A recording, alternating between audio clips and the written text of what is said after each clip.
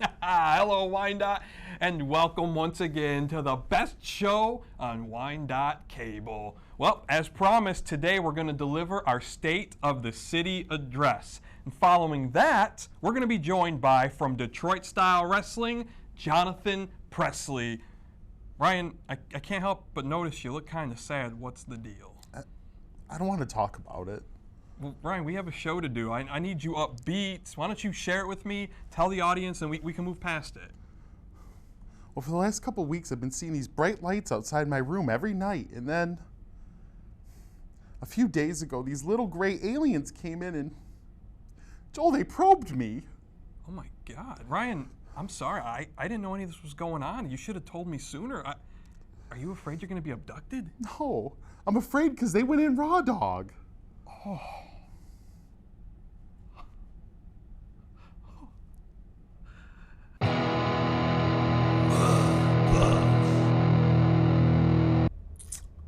So, raw dog, eh? Yeah.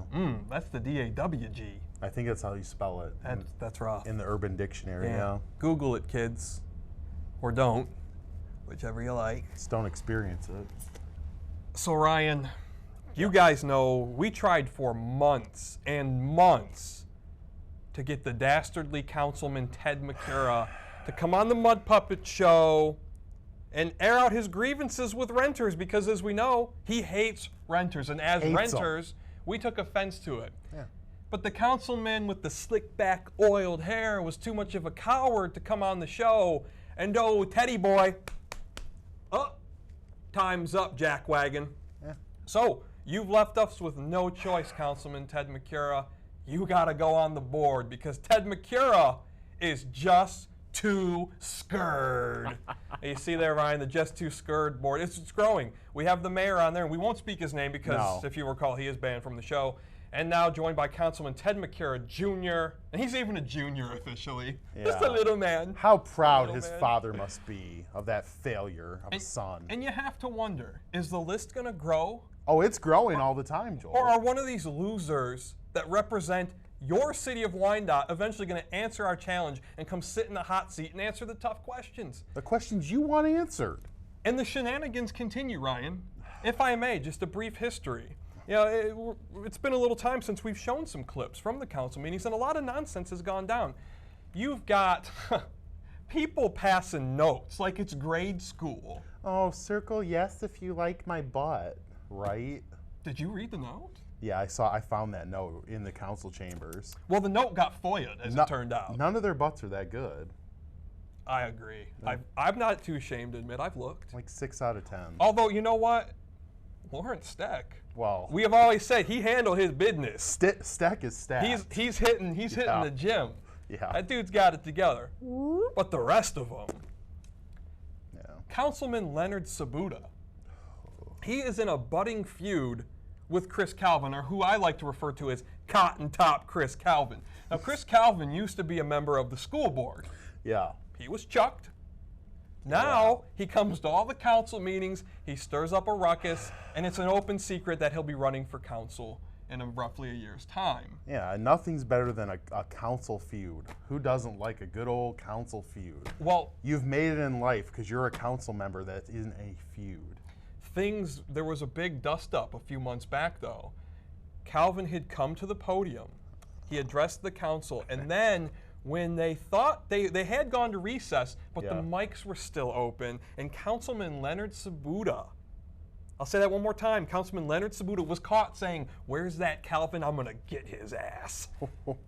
That's throwing down the gauntlet, my friends. Intrigue. So the nonsense continues unabated. The good thing, though, as I mentioned, looking at my notes here, there's an election in just a year's time. Right. And we have an opportunity to chuck the bums out. And I say wholesale change. Clean slate. Get rid of them. Clean slate. Other than Steck.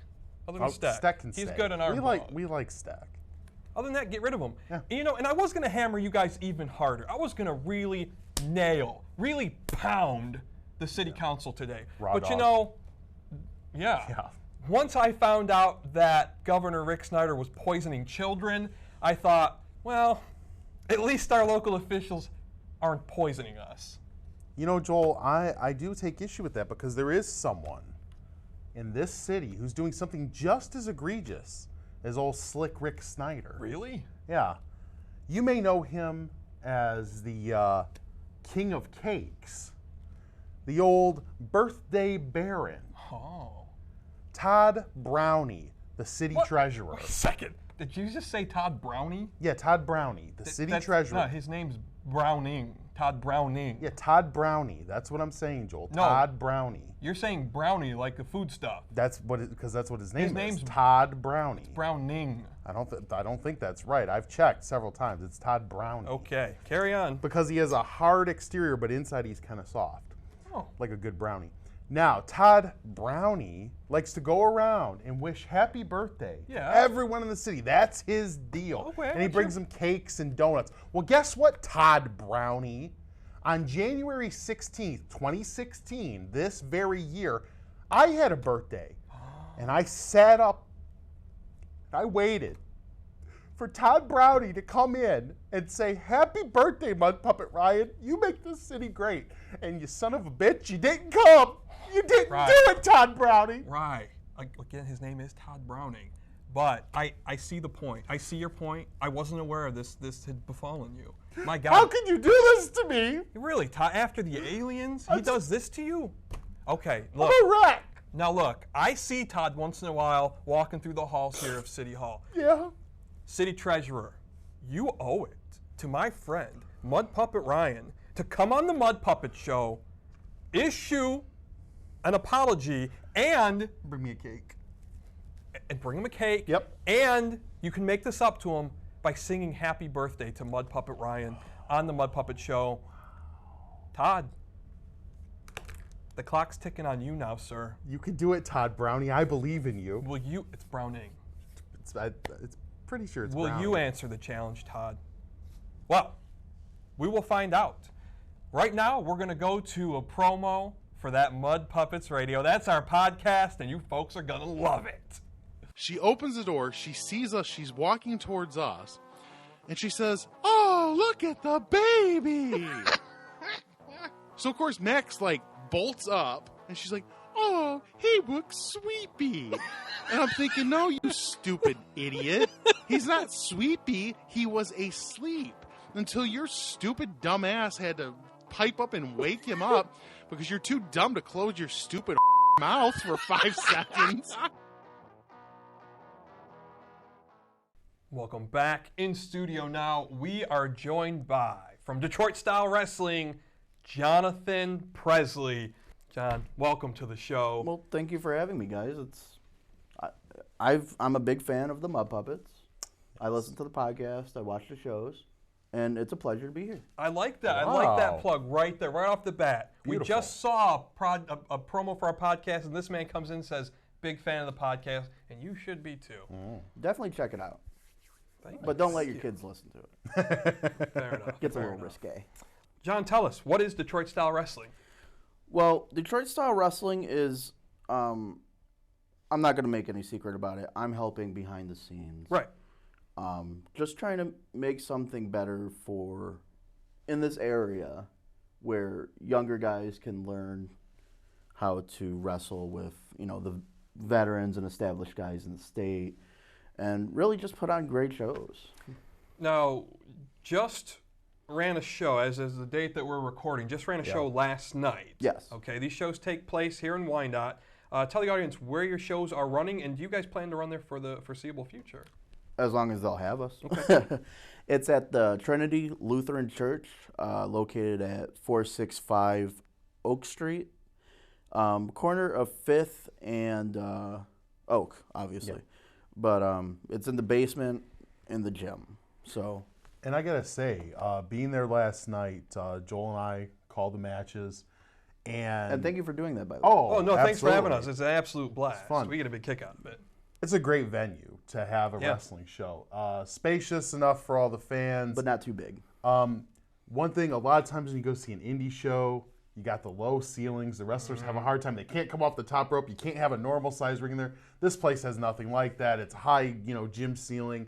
It was a great place to see a wrestling show. The fans loved it, and it was really cool to be there and to see that. Well, now let's dig into this because, as many of you know, there is a wrestling program right here on Wyandotte Cable. We often make fun of it. The Pro Wrestling Locker Room. And for those of you who are familiar with public access here in Wyandotte, you might be saying, I recognize that chap with the sideburns. And if you're calling him a chap, you might be an 18th century Englishman. Could. And you'd be correct. This is, you've seen Jonathan Presley and his character full of bombast on the PWL many times. But not much in recent months.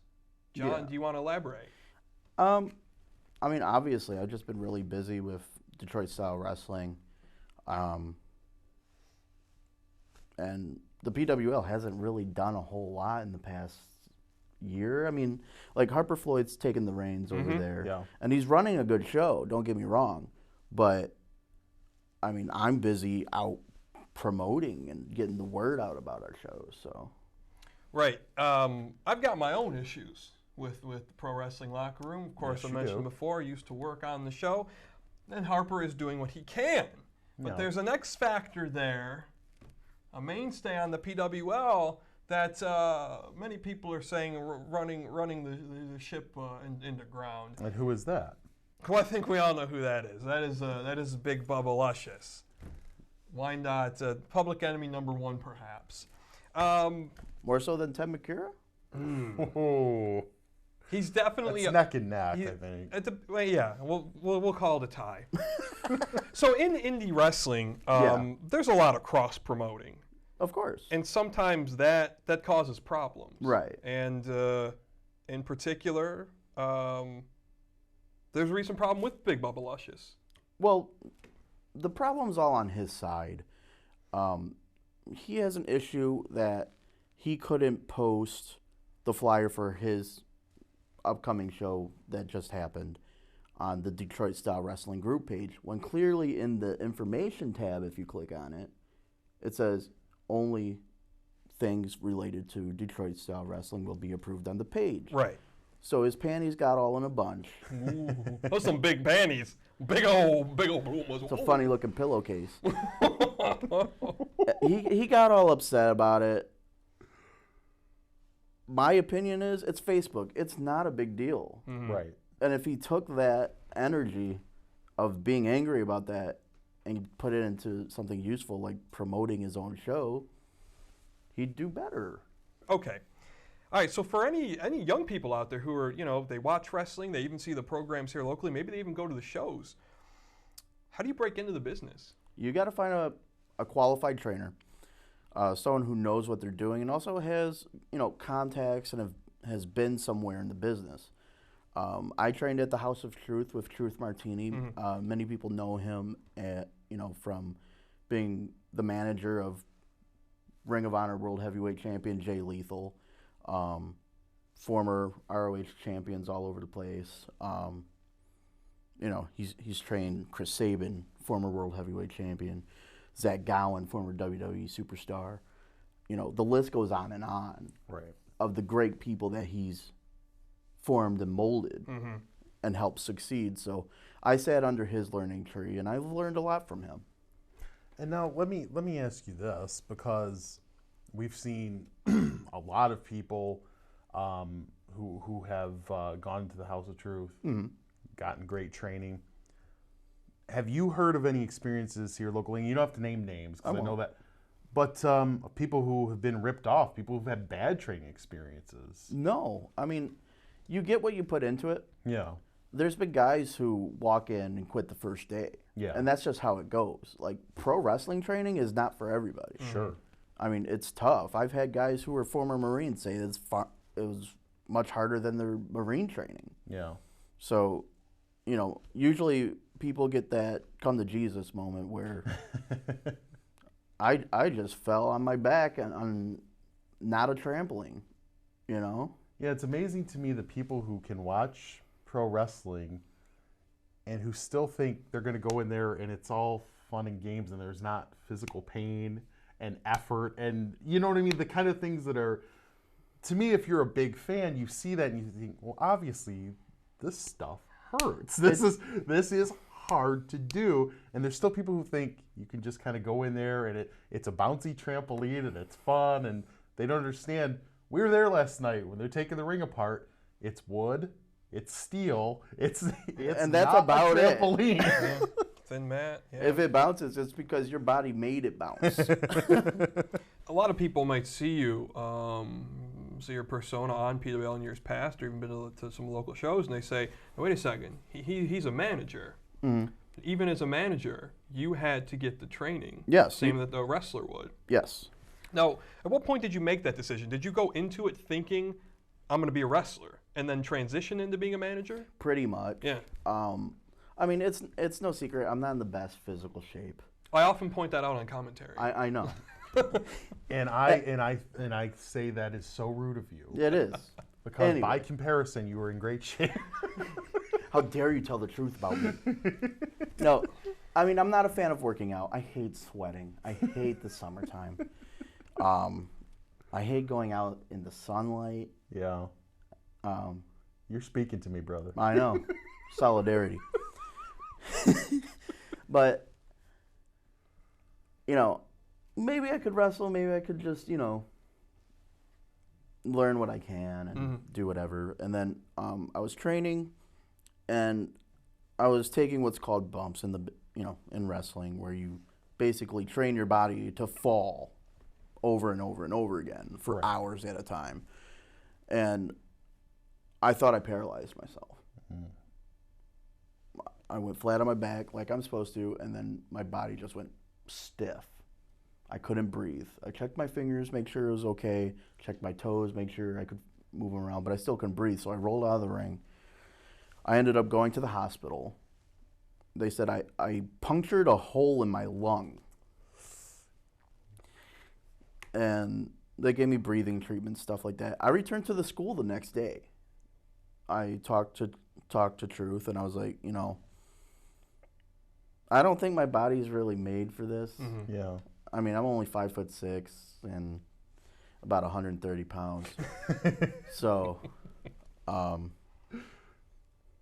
maybe I could be a manager, because I still want to be involved and I still want to have a place. Yeah. I want you to elaborate on this. I met you roughly 5 years ago, and the entire time I've known you, your character has been a heel. And for those of you who don't know, a heel in wrestling is a bad guy. Was that in your heart from the onset, you were going to be a heel? Yeah, pretty much. I mean, growing up, no one liked me, so I figured I might as well get paid for it, right? Well, damn, let's dig deeper into that. I don't think we got that kind of time. Well, even before, I went to the shows and would see you, and I have no problem saying it, and I don't think Ryan feels like it's any sort of any putting on any airs. But as far as I'm concerned, you're the best manager on the indie circuit that I've watched. I appreciate that. I mean, people, you come to the shows, you will hate this man. You will enjoy booing him. I enjoyed booing the hell out of him. Right. When I remember a show about 4 or 5 years ago, you were managing Briar Wellington. It was at Don Polsky's at the time, which is now Rose. Yeah. And we just, you and I were both there. We were hurling every insult we had at you and Briar Wellington. It was a blast, and that's what you get in an indie wrestling show. I love that. All wrestling, I mean, it's theater. And you can go, and as part of the crowd, you are part of the show. Yep. And that effect is amplified when you're at an indie show, because for a fact, those wrestlers hear you, those managers hear you, and sometimes they even react, and you're very good at that. You often play to the crowd. I feed off the crowd. If you're in the crowd and you're giving me what you got, I'm going to give you what I got. Yeah. And pro wrestling, I mean, people can say what they want about it, but you won't stand up in a movie and say, "Oh, well, Rambo didn't really shoot that guy." Right. Right. And that's an excellent point. I tell people, one of the most ignorant things. Oh, tell me about it. As a wrestling fan, someone comes up to you. Now, what? You in your 30s, John? Late 20s? I'm 32. I turned 32. Someone will come to you and say, you know it's fake, right? Thinking... like you're insulting me. Yeah, Right. like you're the ignorant one. And I turn to him and I say, do you know how ignorant you sound saying that? Like, well, yeah, so is like 95% of the TV you watch. And then you point out, like, so are the movies you love and your television shows and the all that so-called reality your TV. reality TV Yeah. is Which as fake faker as than- anything. Yes. Yes. Well, Mick Foley said it best, I think. He said that he had a quote: "Real life is faker than wrestling." Yeah. Absolutely. Absolutely, 100%. I mean, how many people in your daily life that you just want to like stab in the neck, but you can't Me, because they're either your boss, I'm still ticking them off. I don't have enough hands. Ted McCura, you know, some corrupt politician that's been poisoning people. Right. I mean, the list goes on and on. Well, and that's why I have so much fun as part of the commentary team. Now, I play essentially the straight man on the commentary team. Yes. I'm the level-headed one, but I can still say things about the bad guys that I can't just say about anyone else. Like, unless I'm in my own home. Yeah, I think last night, at one point, I think I called him a sweaty hog. I think you I'm did. like, you can't just say those things to people in public any other time. And I was aghast that you would say such a thing. Yeah, how dare you tell the truth about me? And I think that's part of wrestling's appeal. It's just so much. It's as much fun as you It's want to silly. make it. Yeah. It's fun. I have fun with it. The moment I don't have fun with it, I'll leave. It's fine. Yeah. No?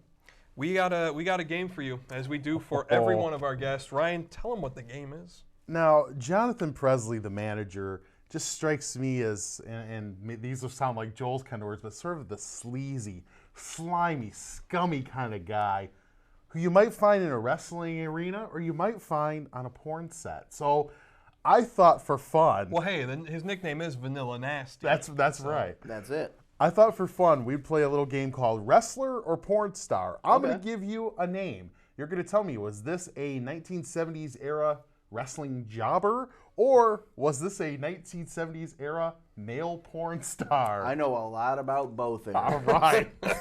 We might run the table here. First one, Buddy Love. It's kind of generic. Yeah, that's a you And went. Wow. I tried to make them a little tough. You probably went like to the northeast with that one. I'm gonna say male porn star. That's correct. Buddy Love was How a about porn that, star. Buddy Great Love? name, too. Score one. Next one, Reno Riggins. Oh, that is definitely a wrestler. That's right. And I thought that might be Wow. the easiest one that I threw in there. But Reno Riggins, that sounds like a guy. Oh, on no, a it porn definitely set. does. I It pictured it. totally does. I'm scarred. Johnny 19. Well, what was that 19 referred to? Best see a doctor, son. Probably his waistline. Well, that's what I was thinking. Yeah, Well, yeah. he's malnourished. I'm gonna say it is a male adult film star. That's correct. So you've already won the game. Let's see if you can run the table. Oh, here. I'm running it. John Seaman. You just made that No, up. that's No, that can't be real. This is real. That can't be a wrestler. No. that has to be a male porn star. He is a porn star. okay. That was a gimme. And the Unless last, he was like a sailor, right, no. Well, I could see that gimmick in the 90s. and I might yeah. steal that. And the last one, Dale Wolf. Dale Wolf. I'm gonna say that's a wrestler. That is a wrestler. You ran the table, Yeah, and wow. Jonathan Presley, we know sometimes you're out in the wrestling ring, you can Yeah. pick something up. Tough actin' to nactin'. It works on most types of jock itch. It says right here on the label. Oh, that's great. That is your prize. I've needed this. Make sure you put that to good use. So, right now we're going to take another look at Mud Puppets Radio. You heard it from Jonathan Presley himself. He's a fan. You should be too. Sarah Palin is an unmitigated, unqualified idiot. The woman sounds like the bastard offspring of Dr. Seuss's retarded cousin and the estranged, drug-addled brother of Foghorn Leghorn, right-winging, gun-clinging, flinging, licking. It was the most bizarre verbal defecation, say-nothing dumb I've ever heard in my entire life. Welcome back to the studio, and again, if you hear those podcast promos and you're thinking to yourself, these guys are pretty funny, or you're thinking these guys are jerks. Either way, make your way on over to SoundCloud where you can find Mud Puppets Radio, because we're uncensored on there. We say whatever we want, which we push the envelope here, but we can't say quite whatever we want. We tear that envelope open on the old podcast. True enough. Of course, we want to thank our guest today, Jonathan Presley, for being here with us. Thank you for having me. John, when is the next time you guys are going to be back in Wyandotte? Detroit Style Wrestling returns to the Trinity Lutheran Church Gymnasium Friday night, March 18th. Tickets are available at the door. General admission. Come one, come all. 7 p.m. start time. And ticket prices?